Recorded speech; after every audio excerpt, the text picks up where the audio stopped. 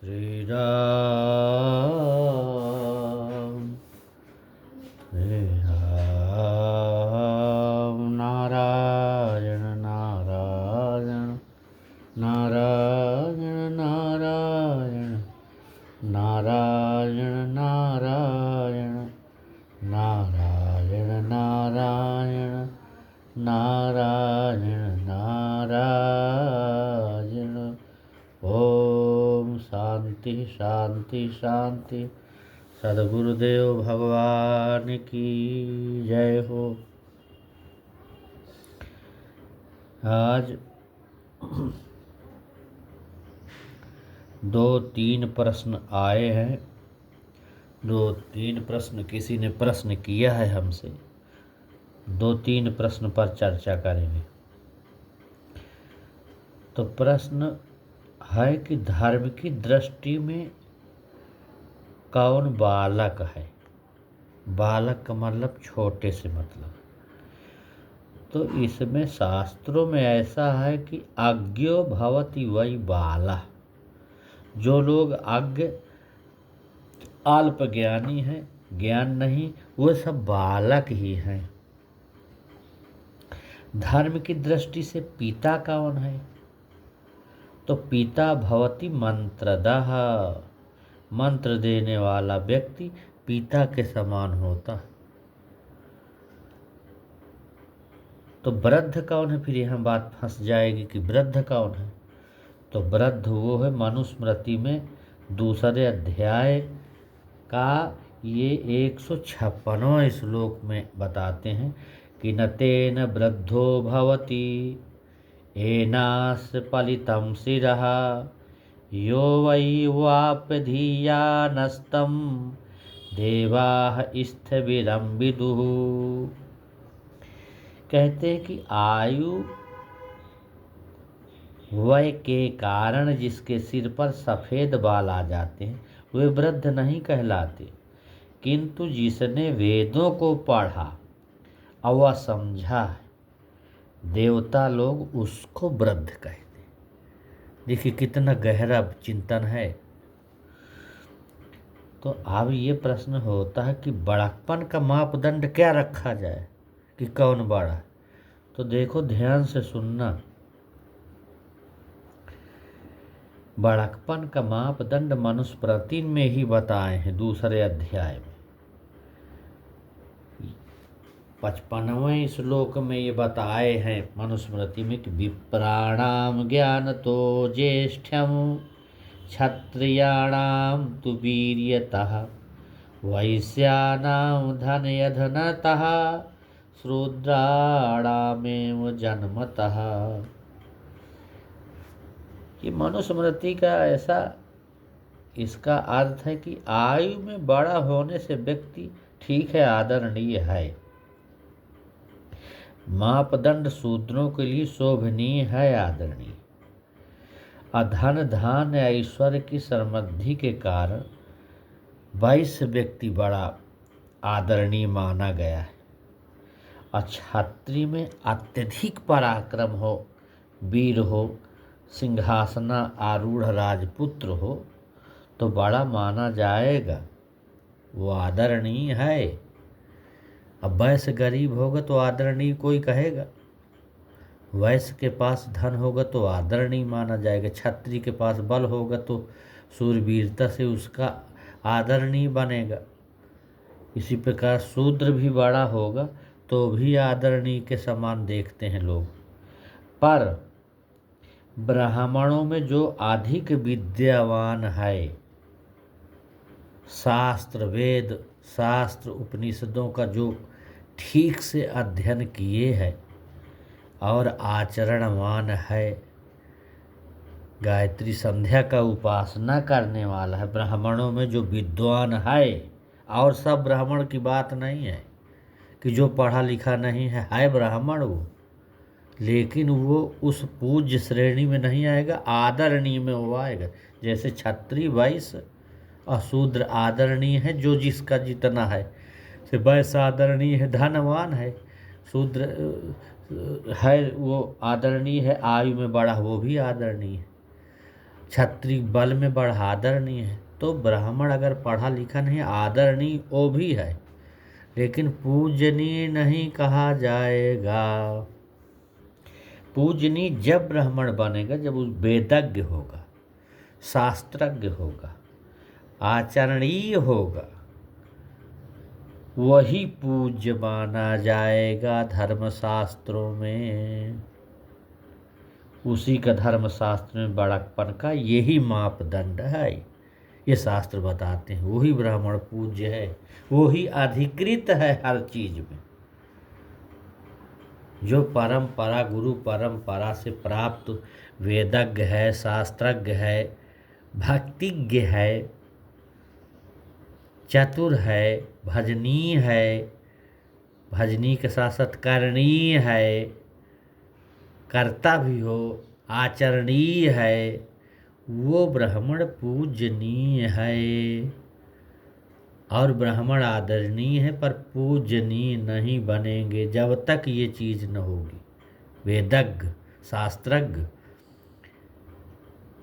भजन करने वाला, उपासना करने वाला, ब्रह्मचर्य हो रहने वाला, जो ब्रह्म की चर्या करे, ब्रह्म चिंतन करे, राष्ट्र चिंतन करे, दूसरे को दुख को देखकर द्रवित हो, ये ब्राह्मण के लक्षण है, भक्ति के लक्षण है।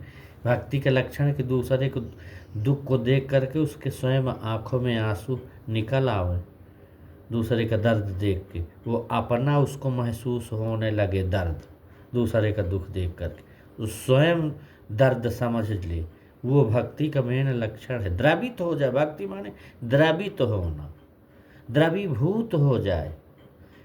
जैसे देवहूति भगवान कपिल का संवाद सुन के द्रवित हो गई, द्रवीभूत हो गई, जल बन गई, गंगा बन गई, गंगा सागर बन गई। तो द्रवीभूत का मतलब है कि जल बन गए, निकल जाए, आंसू निकल जाए, वो भक्ति का मेन लक्षण है। दया आँखों से आंसू के रूप में निकलने लगे, भगवान के प्रति दया हो जाए, आंसू निकलने लगे भगवान के चिंतन में, भगवान के भजन में, वो है भक्ति का मेन लक्षण। तो भक्ति का मतलब होता है दया, धर्म का मतलब है दया, सब चीज़ में दया।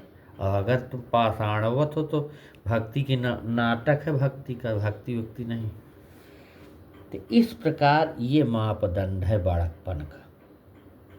अब ब्रह्म वर्यस किसे कहते, ब्रह्म जिसे ब्रह्म वर्चस्व जिसका बढ़ता है वो उसको किसको कहते हैं, तो बताते हैं कि वेद शास्त्र को जो पढ़ता है, वेद शास्त्र के पढ़ने से जो तेज बढ़ाया जाता है उसको ब्रह्मवर्यस कहते हैं, उसको ब्रह्मवर्चस्व, ब्रह्मवर्चस्वी कहते हैं। आ ब्रह्मण ब्रह्म, ये वेद में आ ब्रह्मणो, ये ऐसा इसमें श्लोक आया है। तो अब प्रश्न फिर थोड़ा सा एक दो लोग बोले हैं कि क्या ब्राह्मण उम्र में छोटा होने पर भी अपने से उम्र में बड़े व्यक्ति को गुरु या पुत्र कह सकता है? क्या ब्राह्मण, प्रश्न है, ठीक से समझना पड़ेगा। वो प्रश्न किया है करने वाला हमसे कि क्या ब्राह्मण उम्र में छोटा होने पर भी अपने से उम्र में बड़े व्यक्ति को गुरु या पुत्र कह सकता है? इसके लिए फिर मैं बता रहा हूँ उसको। ब्राह्मणम 10 वर्ष तू 7 वर्ष तू भूमिपम, मनुस्मृति से जवाब दे रहे हैं। ब्राह्मणम 10 वर्ष, शास्त्रकार कहते हैं कि 10 वर्ष का ब्राह्मण, 7 वर्षम तू भूमिपम, 100 वर्ष के क्षत्रिय, अपिता पुत्रो बीजानीयात ब्राह्मणम स्तुतयो पितः।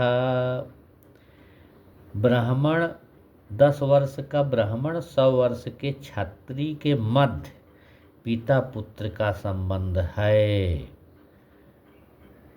क्योंकि 10 वर्ष का ब्राह्मण भी उसके लिए पिता तुल्य है अगर ज्ञान है उसको। 10 वर्ष का ब्राह्मण और 100 वर्ष का क्षत्रिय हो तो पिता पुत्र का संबंध है, लेकिन 10 वर्ष का ब्राह्मण उसके पिता के समान है अगर ज्ञान में बढ़ा। कहे क्योंकि भागवत में आया है ना, सुखदेव जी कितने साल के थे? 16 वर्षीय। और 1,000 वर्ष के ऋषि बैठे थे, सब देख करके खड़े हो गए। सूत जी भी, शौनक जी भी सब देख के खड़े हो गए। सब 1,000 10 हजार साल वर्ष वाले ऋषि थे, सुखदेव को देख के खड़े हो गए। तो किसके? ज्ञान बल से, ज्ञान का उनमें ज़्यादा बल था, इसलिए वो लोग देख करके उनको बड़ा माने, और मानना ही पड़ता शास्त्रीय दृष्टि से। तो ऐसा आया है कि पंडित ब्राह्मण भी अपने से वृद्ध ब्राह्मण या रिश्तेदार को शिष्य या पुत्र कह सकता है? तो नहीं। हाँ, ऐसे बालोपि विप्रो वृद्धस्य पिता भवति धर्मदा। वेद शास्त्र को जानने वाला बालक ब्राह्मण भी वृद्ध ब्राह्मण को पिता के तुल्य अनुशासित कर सकता है। वेद को जानने वाला, शास्त्र को जानने वाला बालक भी वृद्ध ब्राह्मण को पिता के तुल्य उसका अनुशासित कर सकता है, उसको अनुशासित ला सकता है।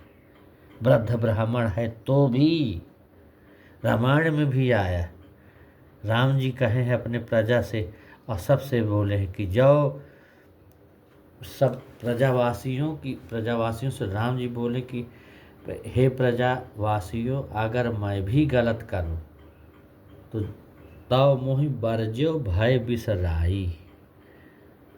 अगर मैं भी कुछ गलत करूं तो मुझको भय छोड़ करके मुझे डांटना, ताड़ना। राम जी भी कहे हैं अपने राज्याभिषेक के समय अपने प्रजावासियों से। तो अगर वृद्ध ब्राह्मण को पिता के तुल्य अनुशासित कर सकता है कौन? बालक। कौन? जो वेद शास्त्रज्ञ है वो बालक ब्राह्मण भी वृद्ध ब्राह्मण को अनुशासित कर सकता है। क्यों? प्रमाण है, अंगिरस के पुत्र बृहस्पति बचपन से ही विद्वान थे और अपने सगे चाचा बड़े भाई को पढ़ाते थे। एक बार बृहस्पति ने उनको चाचा व बड़े भाई को पुत्र कहकर संबोधित किया। इस पर उन्हें बड़ा क्रोध आया और देवताओं से इसका न्याय कराया। तब देवताओं ने कहा कि इस विद्वान बालक ने मुझे पुत्र कहा, वही सही है। ये यहाँ पर इतना भ्रम जिसको जहाँ पर है, इस व्याख्यान से अपना अपना समझना चाहिए और ऐसा मानना चाहिए। और ध्यान से इसको सुनेंगे 1 बार 2 बार तो समझ में आएगा। ये भ्रांति धीरे धीरे खत्म होगी। ओम शांति शांति शांति। ओम।